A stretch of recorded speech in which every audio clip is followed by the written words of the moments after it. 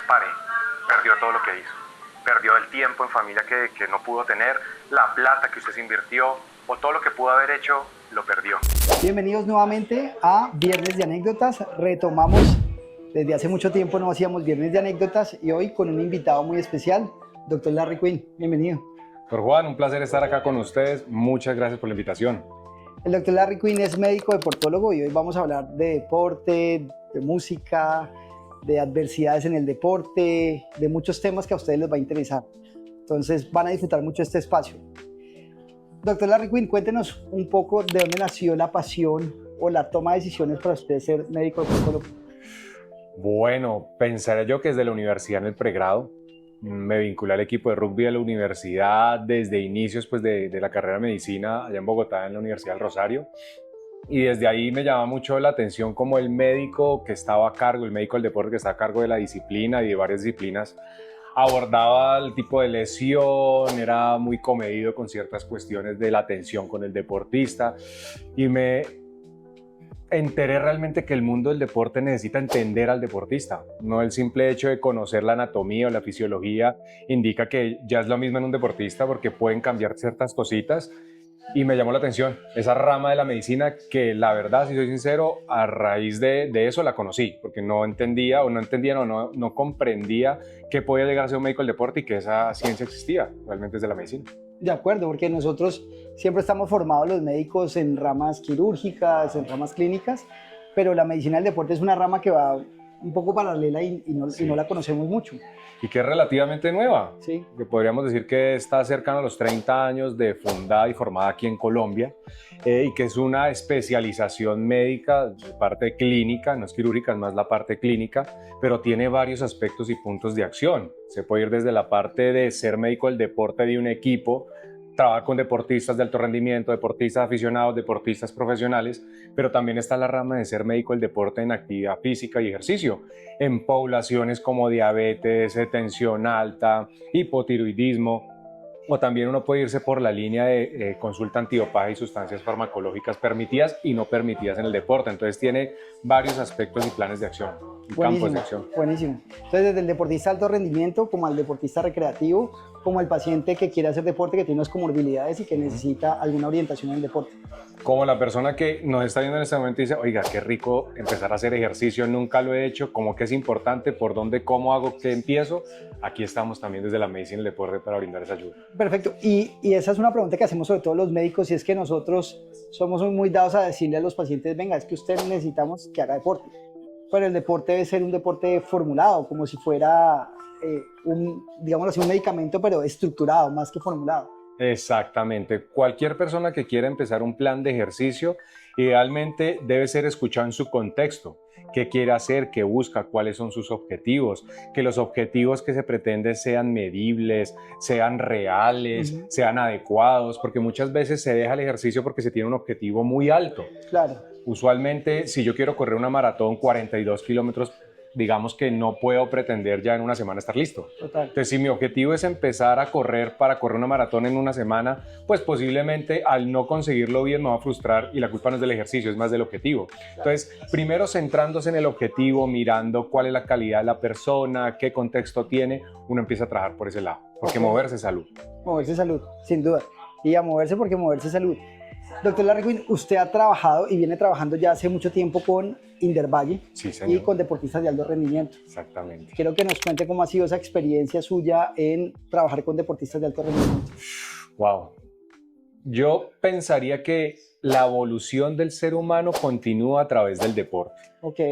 Porque realmente uno se da cuenta que el ser humano tiene unas capacidades impensables cuando uno trabaja con deportistas de alto rendimiento. No solamente porque cambian su cuerpo al deporte, crece un poco más el corazón, los músculos crecen muchísimo más del usual, o tiene capacidades fisiológicas que superan la de la persona convencional, ¿ya? Sino que también tiene una capacidad mental y una capacidad de afrontamiento a la problemática, a los problemas, de resiliencia absoluta. Yo creo que eso es lo que más me ha enseñado el deporte con ellos.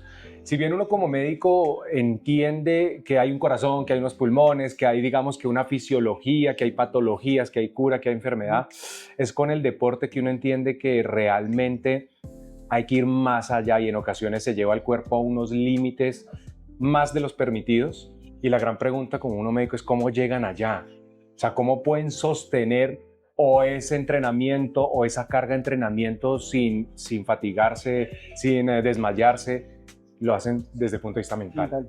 Okay. El deporte, pensaría yo que los que nos dedicamos, invito a los que quieran empezar a dedicarse en este cuento y más en alto rendimiento y deporte profesional, es otro nivel, es otro cuento. Es entender que la adversidad está, pero que la competencia tiene que seguir y que se tienen que superar cualquier tipo de estándares y de clichés.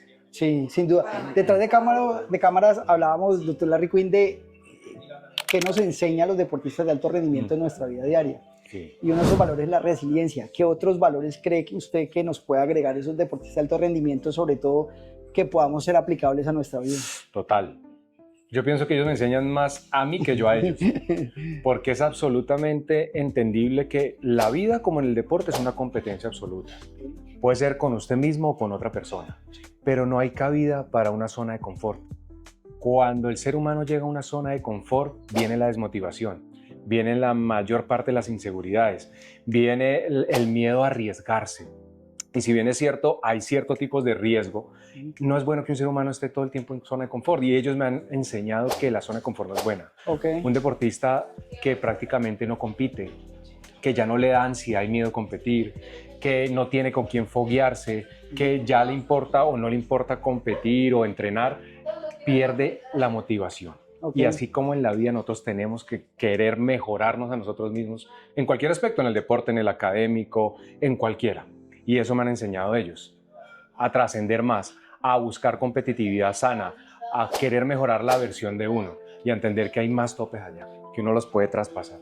Es buenísimo. Yo creo que ese es un mensaje muy claro, y es no quedarse en la zona de confort, que nos enseña mucho los deportistas de alto rendimiento para todos los días ser mejor cada día. Pero también hay un punto, sobre todo ustedes que manejan deportistas de alto rendimiento, que es difícil. ¿Cuáles han sido esas situaciones más complejas, doctor Larry, con respecto al manejo de los deportistas de alto rendimiento? Cuando se me divide el cerebro, o sea, es decir, la cabeza se me divide el corazón. Okay. En el sentido de que hemos tenido lesiones que, si uno las piensa como médico, son lesiones que deben ser operadas. Son lesiones que ameritan una para. Son lesiones que dicen, alto, hasta aquí va el camino, hay que descansar, hay que operarse, hay que recuperarse. Pero ¿qué pasaría si yo les digo a ustedes que durante 4 a 5 años se han preparado todos los días de su vida? Han dejado de faltar a cumpleaños de su pareja, de su mamá, de su papá, de sus hijos.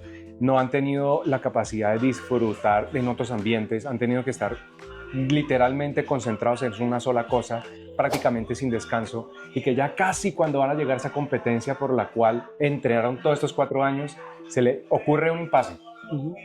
Y la opción es pare. Perdió todo lo que hizo.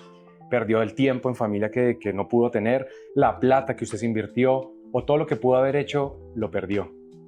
Ahí es cuando el corazón y viene la empatía en decir, bueno, ¿hasta qué punto como médico yo puedo tolerar e intentar arriesgar, en el buen sentido de la palabra, para lograr esa meta que solo pasa una vez cada 4 años, por ejemplo, Juegos Olímpicos o Juegos Mundiales? Ciclo olímpico, sin duda. Un ciclo olímpico, y más bien ser un poquito flexible. Y no es fácil. Claro. No es fácil porque es muy sencillo comentarle a una persona que no vive del deporte y de mover su cuerpo, decirle que se quieto 6 meses, 8 meses sin hacer el ejercicio que más le gusta, y si es un amateur es duro. Claro. Imagínese a alguien que vive de eso. No, total. Entonces, esa ha sido como la disyuntiva más complicada que he tenido que sortear y aprender, pero lo he hecho a través del corazón y escuchándolos a ellos y entendiendo el contexto del deporte. Doctor Larry Quinn, ¿alguna anécdota que nos quiera contar de un deportista, de alguna lesión que usted lo marcó durante su profesión? Sí. No es necesario decir nombres, sabemos que a los deportistas no les gusta que uno hable de sus lesiones, pero ¿nos quiere compartir alguna anécdota? Sí, hay varias, ¿sí? Muchas, pero pensaría una que me dejó muy marcado porque fue una deportista de boxeo que ella es subcampeona mundial de boxeo, Selección Colombia, en la cual tuvo una fractura del extremo distal del radio y del peroné, y de la ulna, perdón, por un accidente en moto. Ella estaba en calidad de peatón, o sea, ni siquiera iba en la moto, sencillamente una persona que iba en estado de licoramiento la atropelló, fracturó su extremidad y empezó un proceso de recuperación, pero parecía que no estaba en su año. Se hizo la cirugía, se infectó la cirugía, hubo que hacerle varios lavados, al fin cicatrizó, tuvo un defecto de la consolidación, intentó volver a boxear, en el primer golpe o en uno de los primeros golpes que pega, vuelve y se refractura el callo, vuelve y se le infecta a la siguiente cirugía, hubo que hacerle una transferencia ósea. Y lo más importante es cómo ella lo afrontaba, lo que me causaba curiosidad, porque cada vez que se le tenía que dar la mala noticia de está infectada, está fracturada, el medio en el que ella se desenvolvía, porque claramente es una deportista que recibe apoyo, le decía, retírese del boxeo. Claro. Usted no va a llegar, usted no va a volver a boxear, dedíquese a hacer otra cosa. Sí. Pero ella prácticamente me decía, yo toda mi vida se le da el boxeo. Yo terminé el colegio, que fue lo que hice. No realicé directamente algún estudio o otro estudio porque me tenía que entregar al boxeo, no lo podía hacer. Y ahorita me dicen que deje de hacer lo que he hecho toda mi vida para hacer kick. Pero era la resiliencia de esa mujer en cuanto a que cada vez que había un problema ella decía, ok, doctor, vamos a buscar la solución. Wow. Y de no caerse. Y de seguir hasta un punto en que la pudimos recuperar, rehabilitar, volvió a boxear y es actualmente pues campeona nacional en su categoría. Wow.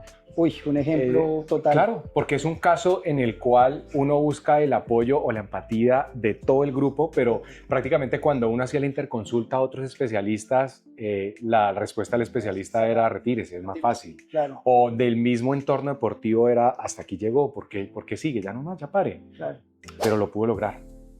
Y lo pudo lograr y ahorita está como entrenadora, gracias a esa medalla ya pudo hacer su transición, que es lo que se busca siempre en deporte, esa transición, ese bienestar, ese ciclo de vida. No toda en la vida vamos a ser deportistas todo el tiempo. Sí. La vida deportiva es muy corta, lastimosamente. Sí. ¿Qué hago después del deporte? La pregunta. Pues ella lo pudo hacer, ya es entrenadora, ya tiene un grupo, ya pudo hacer ese cambio. Buenísimo. Y eso es lo que todos queremos. De acuerdo. Que un deportista pueda hacer ese cambio. Sin duda. Y aquí viene una pregunta que me parece interesante con lo que usted acaba de comentar y es, muchos deportistas de alto rendimiento se acaba su ciclo deportivo, su ciclo olímpico, su ciclo de deporte. Algunos lo logran, otros no, pero ¿cómo hacer esa transición para que esa persona, después de que ya termina siendo deportista de alto rendimiento, pues pueda seguir o ya sea vinculado al deporte o a otra rama, pero que no, porque hemos visto deportistas que se frustran, que caen en depresión y demás. Usted como médico deportólogo, ¿qué considera que son herramientas útiles para poder hacer esa transición? Claro, lo primero es no negar el elefante blanco que hay, porque muchas veces es no, pero todavía te queda tiempo, eso es a largo plazo, todavía no te vas a retirar, pero eso hace planes de un proyecto de vida, y proyecto de vida es saber que esto tiene un inicio y un final. Punto. No sabemos cuánto queremos que sea lo que más se pueda, pero dependiendo de cada disciplina puede ser más corto o más largo, pero acaba. Entonces, desde la parte de medicina al deporte no se trabaja solo, se trabaja en un equipo multidisciplinario.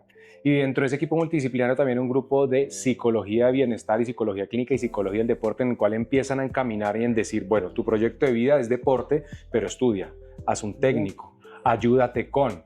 Y afortunadamente lo que se ve en Valle es que a los deportistas que ganan medalla de oro y dan buenos resultados, se les puede costar un porcentaje de la carrera que ellos elijan, dependiendo de una tarifa de carreras que hay, para que precisamente puedan hacer su deporte, que a veces no es fácil, pero hagan su deporte y una carrera.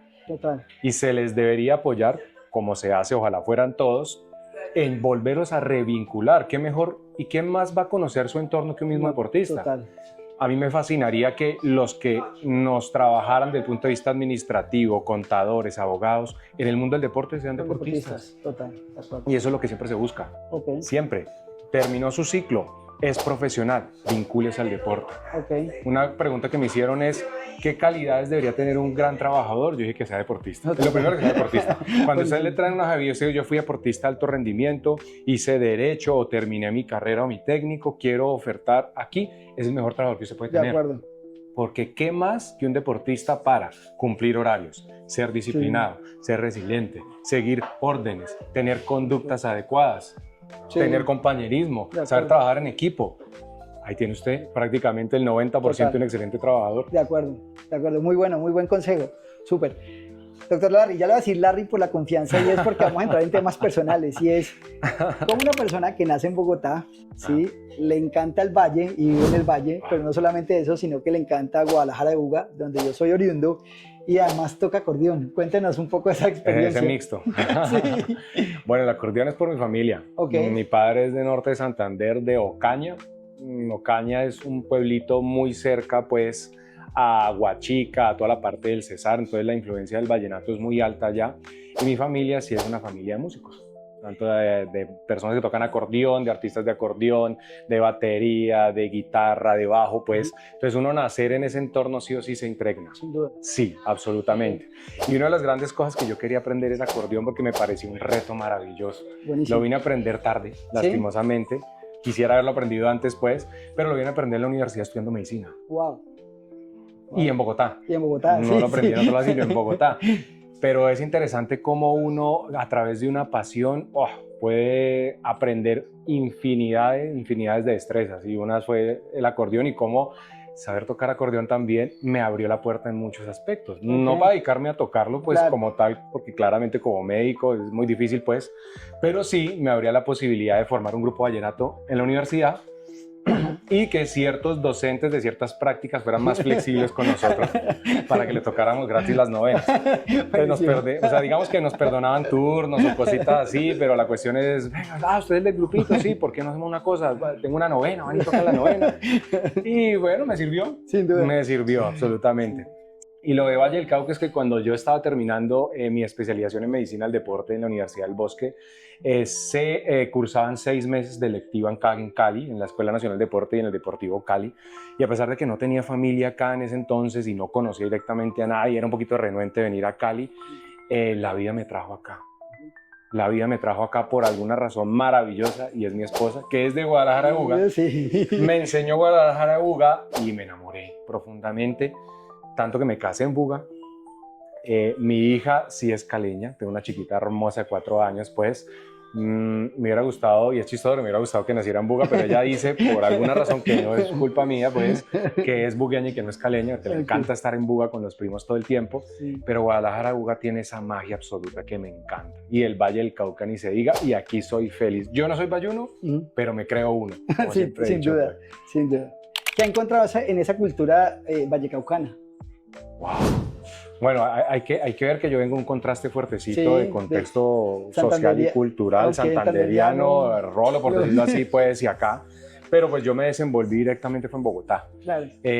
Uno entiende que al ser metrópolis, el clima, varios factores y la cuestión de relación con la gente es muy diferente. Sí. Y pues no es bueno ni malo, sino así es. Sí, es diferente. Pero cuando yo llego aquí a Cali, yo encuentro algo muy jovial, personas que se preocupan por uno, lo ven perdido y, viejo, estás perdido. Sí.